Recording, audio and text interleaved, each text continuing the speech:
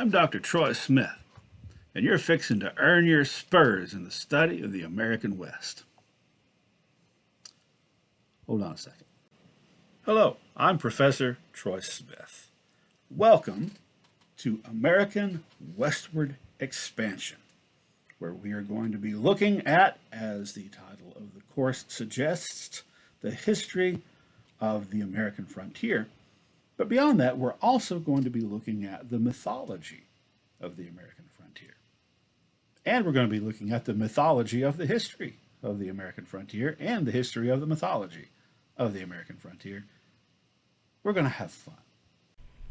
I actually took this class here at Tennessee Tech about 20 years ago from Dr. George Webb, who is one of my favorite people, and that was one of my favorite classes.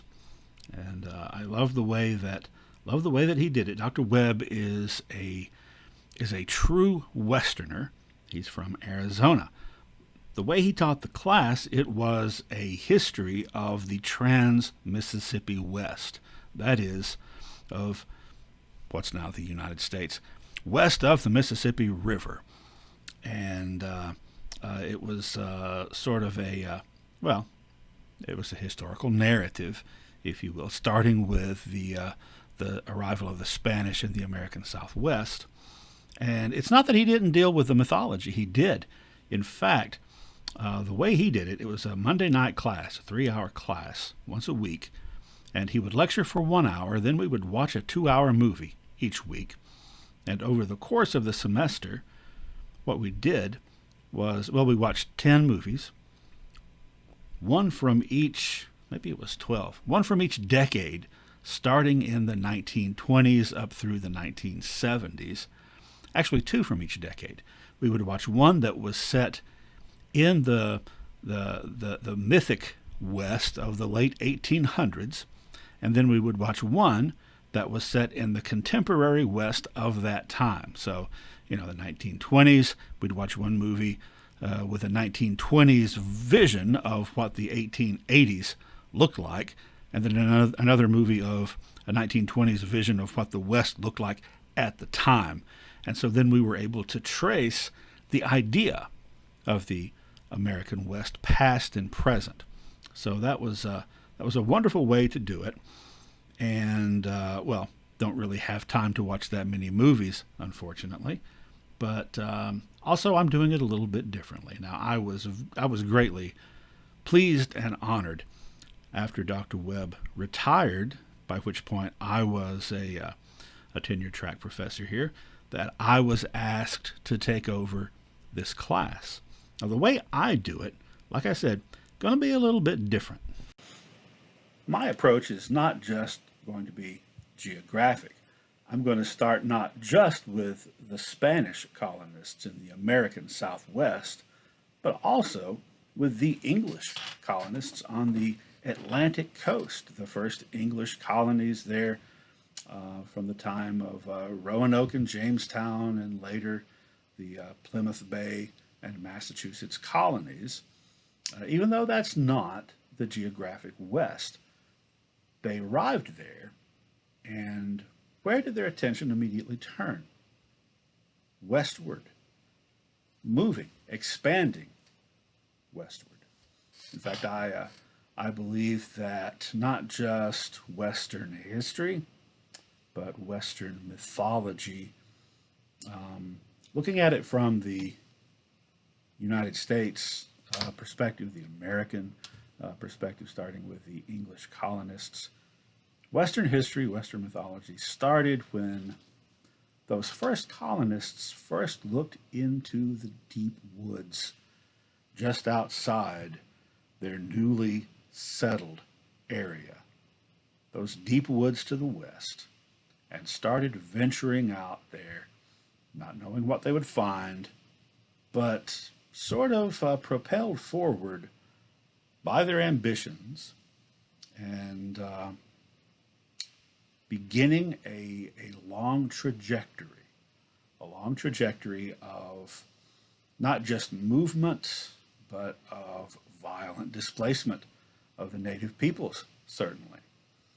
So that's how we're going to frame it, so that you know, upstate New York at one point was the West. Tennessee at one point was the West. All of it sort of, like I said, starting this pattern, beginning this westward journey of those European colonists and their descendants, the people obviously who were already there, who were being expanded into, and well, also the people whose westward movement was not necessarily voluntary, whether we're talking about African slaves or displaced Native American Indians from the American South, and then the various immigrants who joined into this story. And really, the very beginning of all this, the very beginning, precedes even, well, really, it precedes Columbus. Perhaps nothing symbolizes and summarizes the things I've already talked about than this, the town seal of the town of Whitesboro, New York, which, as you can see, is a white guy. Looks like he's choking a Native American guy.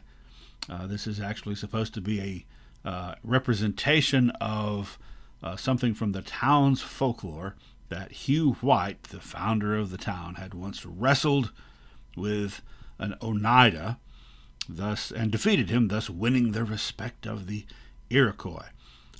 Someone might point out, well, it certainly doesn't look like wrestling.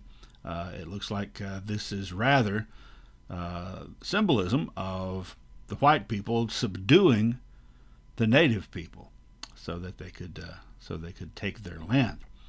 Well, it might surprise you to know that this town seal is the newer version, not the original seal. It was changed in 1970 to this because of the complaints of particularly Native American people.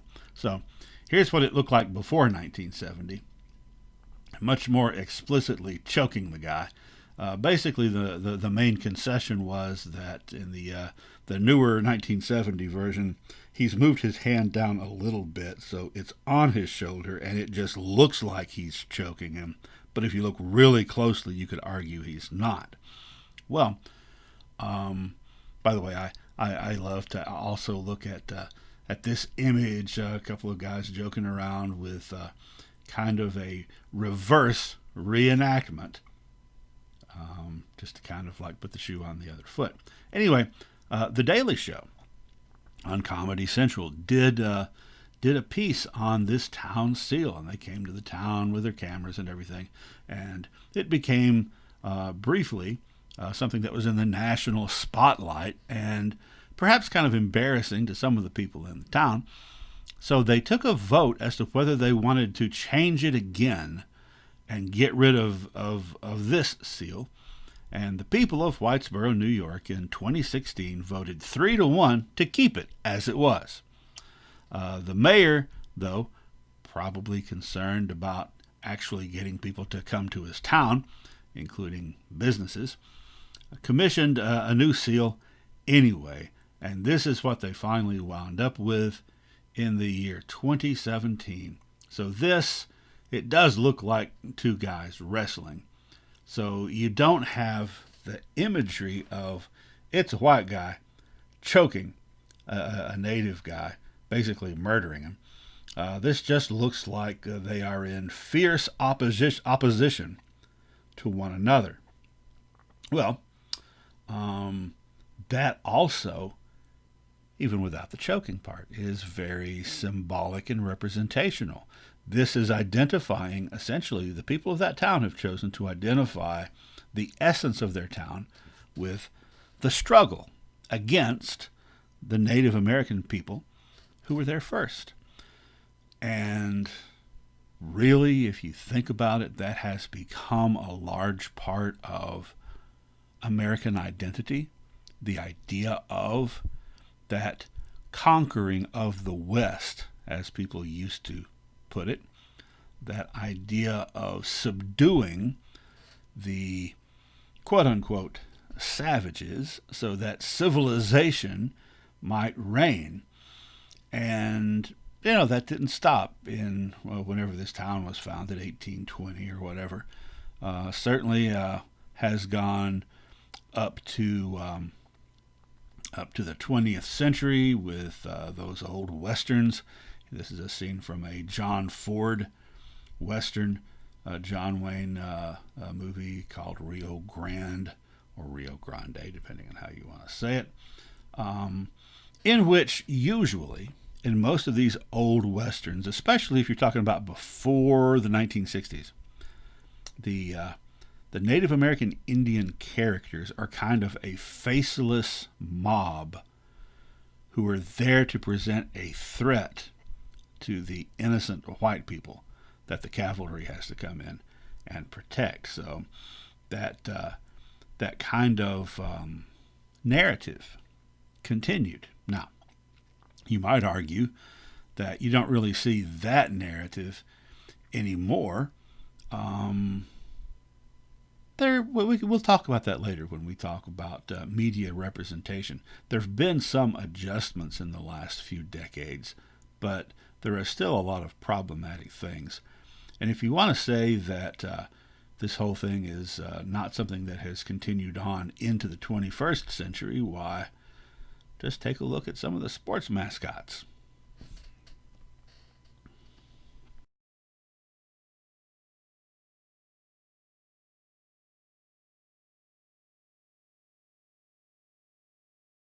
Fans of teams that have that kind of Native American mascot are deeply, deeply attached to the mythology associated with them. Now, it might be the mythology of the people of Whitesboro, who essentially feel like their town gets its sense of identity from this essential struggle that led to the establishment of the town. And even if you take the story that is behind the painting at face value and say, well, it's not, a guy killing an Indian. It is actually a wrestling match, a non-lethal wrestling match. Even so, the white guy comes out on top, defeats and subdues the native guy, and thereby wins the respect of the other Iroquois, who then agree to, because they respect him so much now, because he's shown his power and skill, not to resist him living on their land. So that's one way to look at it. Another way is the incorporating of Native American identity into the identity of the victors, of the conquerors, basically taking not only the land, but the imagery associated with the people who were there before. Well, all of this is grist for a mill in one of my American Indian Studies classes, where we will talk about these things at length, but they have to be mentioned here as well because they are such a foundational part of American mythology as well as history, and an essential part of American self-identity. In fact, stop and think for a second. What could be more essentially proto-American than the Boston Tea Party? Remember that? That's where all those angry colonists in Boston snuck aboard those British ships and tossed all that tea overboard. How were they dressed? Remember, they were dressed as Indians, perhaps to hide their identity so there couldn't be personal retaliation against them as individuals, but maybe not so much that, because everyone knew who they were. And they weren't really trying to trick anyone into thinking that the Wampanoag tribe was staging a big comeback. It was very much a matter of them making a statement about their Americanness. And they made that statement about their Americanness as opposed to Britishness by adopting the identities of Native Americans. Well, this is a very heady subject. And, it brings to mind a quote from one of those John Ford movies. John Ford was a director. He made a lot of movies with John Wayne. The one in particular I'm thinking about, the man who shot Liberty Valance. And actually, when I have this class and we meet in person, I show that film over the first couple of days of class, because it has so much to say about the truth of history as opposed to the mythology that grows around it. And the quote is a newspaper editor in the story who says, "When fact becomes legend, print the legend." And that's because that's what people want to hear. So, mythologizing the West. Full disclosure, I must admit to having a role myself in the ongoing mythologizing of the West, because in addition to writing history about the American West, I also write fiction, and I have for about 25 years now. So, I get to wear both hats, as it were, and really probably nothing represents my role in mythologizing the West more than the fact that I had stories in both these anthologies in the past decade, and wrote the introduction actually to the second one, so I got to be both historian and mythologizer at once. Anyway, let's talk about the essence of the myth.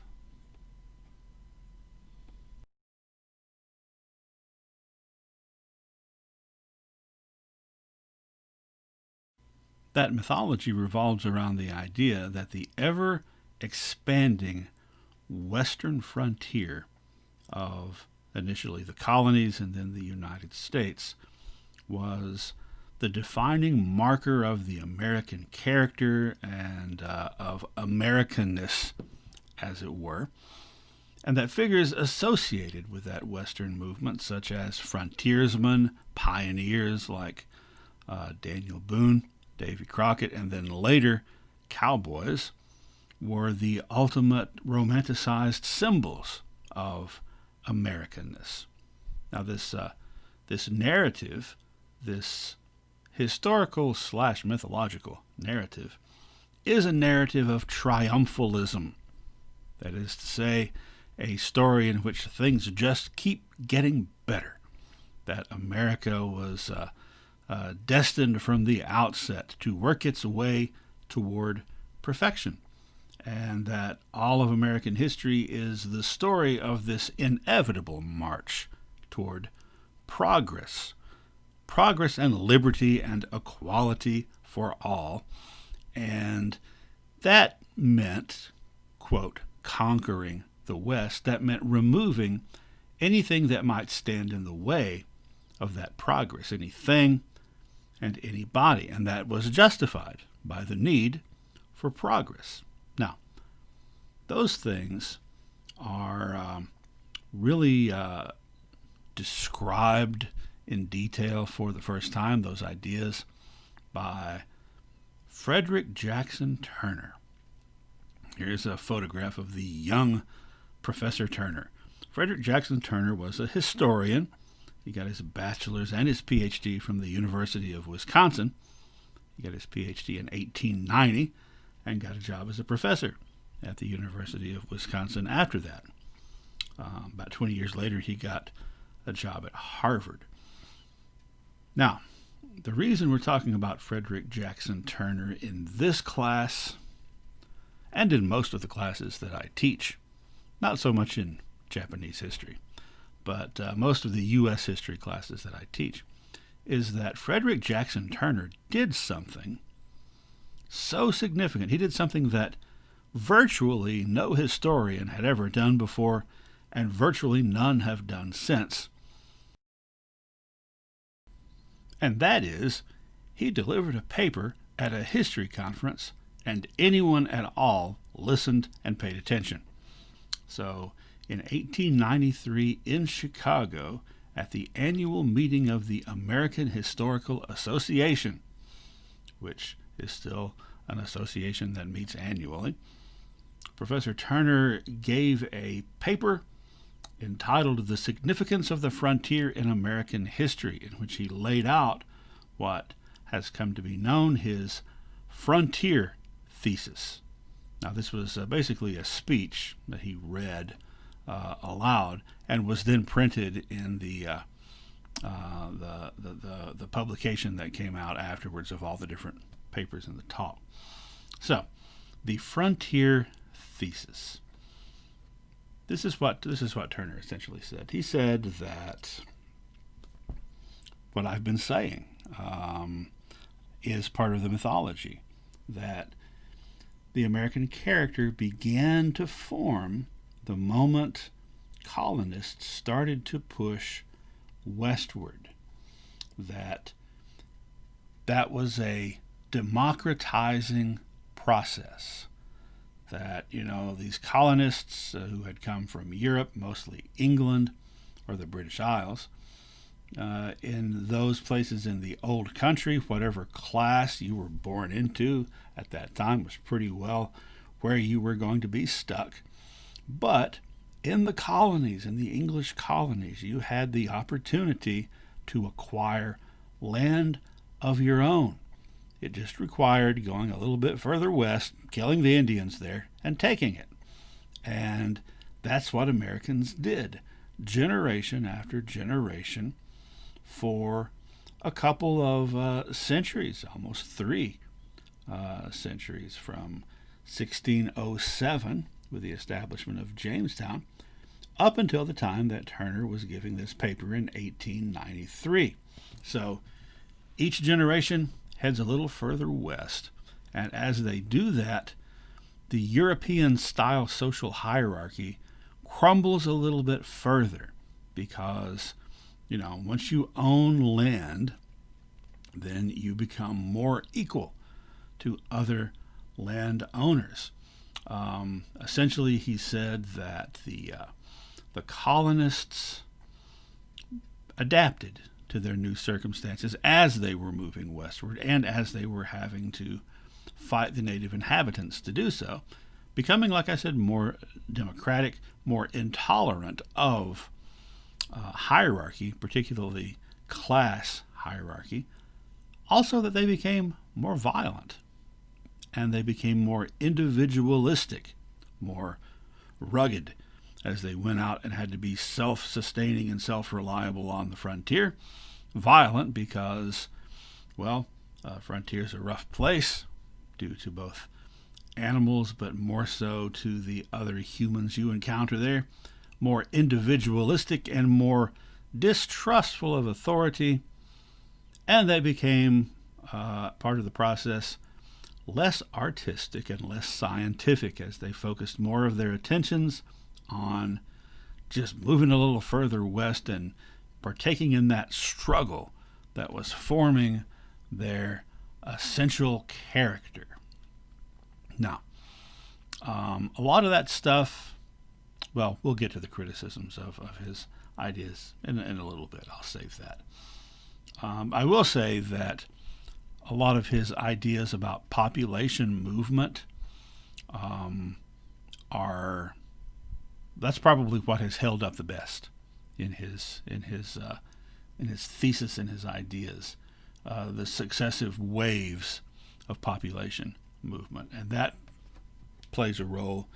Frederick Jackson Turner plays a role in what would later become environmentalism, as he's looking at those demographic things. That may have been his most lasting actual contribution. The point of his paper, though, given in 1893, is that if all that were true, if Americans defined themselves and developed their character by the continued movement west into a frontier and the struggles that come along with that, what happens now? Because as of the 1890 census, there was no more frontier.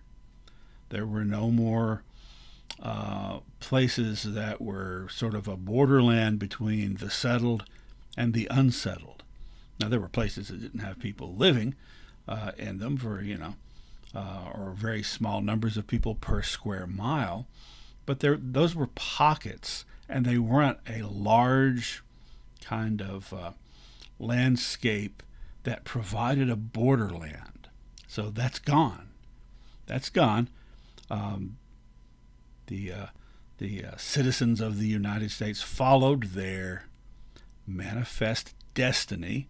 I'm not saying that there was a manifest destiny, but that's how they looked at it at the time, and we'll discuss that a lot more later too, and reached the Pacific coast, then filled in all the spots in between.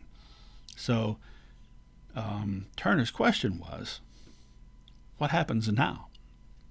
What happens to Americans now that it's the 1890s and you can't go westward anymore? There is no more frontier. His conclusion was 1890 marked the end of the first stage of American history, in which Americanness was defined by westward movement, and that a second stage was therefore about to begin. Now, not sure how up you are on general U.S. history in the 1890s, but 5 years after Turner gave this paper, the U.S. embarked upon, an imperialistic venture. They got involved, they got into war with Spain, the Spanish-American War, 1898, which led directly into the Filipino-American War that resulted in the United States taking a bunch of overseas possessions away from Europeans who had taken them away from the native people, including, like in the Philippines, areas in the Pacific Ocean. And this would be very controversial. A lot of Americans didn't think that the U.S. had any business trying to build an empire, trying to have possessions and holdings across the ocean. But if you think about it, it was sort of the natural extension of Frederick Jackson Turner's frontier thesis. What happens when you can't go west any further because you've reached the ocean? Well, they just went westward across the ocean and did the same thing with the Filipino people as they had done with Native Americans. That's a whole different story. Feel free to ask about it. I can direct you to a more detailed explanation of all of that. So, anyway, that was very influential. Even though Turner didn't publish a whole lot in his lifetime, he turned out a lot of students who did. And he was very, very influential in how people viewed American history, this triumphalist narrative of progress defined by expanding the frontier. By the early 20th century was the go-to narrative of American history, although you could argue it already had been because of the whole manifest destiny thing, that idea that had started in the 1840s. But if you look at school textbooks all through the 20th century, and I haven't seen any middle school, high school textbooks in recent years, so I don't know how much this might even still be true, the story of the United States is presented as this continual endeavor of progress, with things just keep continuing to go upward and get better and better. And there's a few blips along the way, like Mexicans and Native Americans, that unfortunately, sadly, have to be cleared aside to make way for the superiority of civilization and progress. And that's all presented as both a good thing and an inevitable thing. Framing something as inevitable makes it easier to defend, by the way. Well, that was the case with history books, both school textbooks and just history books in general, when it came to the description of the settling of the American West until the 1960s, when there started to be new approaches introduced, approaches that for the first time in essentially 70 some years, people seriously challenged Frederick Jackson Turner and his thesis.